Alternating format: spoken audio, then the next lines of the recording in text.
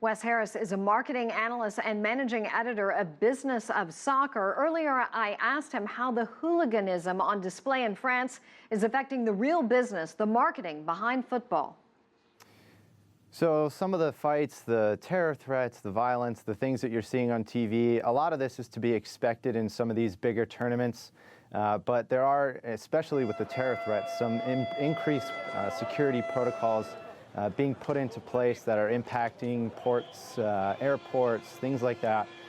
Increased security around gathering crowds closer to the stadiums. You may have heard about restaurants not allowing patrons to set up TVs outside and watch the game in an atmosphere that's conducive to these types of events that typically the fans would rally around and get excited about. And so some of that is going to impact a little bit more on the local businesses there around France and around the tournaments and around the stadiums, and a little bit potentially in the loss of ticket sales. But I think the overall draw of the tournament and the atmosphere and the experience is just something that's once in a lifetime, especially for some of these countries that are just entering for the first time, like Albania, that the potential loss of fans and ticket sales won't be too much felt by UEFA overall.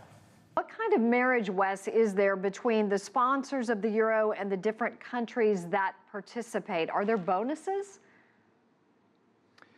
There's bonuses, there's benefits. I mean, each contract is different. What I'll say is that a lot of the sponsors of the UEFA Euros, the big tournament here, they're mostly global companies like McDonald's, Adidas, and so they're going to activate within the countries that are participating in a manner that's relevant and is going to work in terms of their broadening their overall reach to their target market. Now, what I'll say is that there are some regional sponsors within the host country of France, and they're starting to open it up to some of the more regional sponsors within countries that are participating that might make it a little bit more relevant for those individual smaller markets that some of the bigger sponsors might not necessarily want to attack or reach with their efforts. So there's a little bit of a marriage there, but it's mostly just in terms of what these companies and UEFA feel is going to be the best broadened,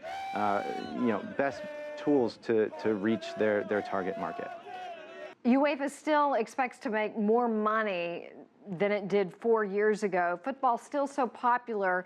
How have the FIFA scandals affected it?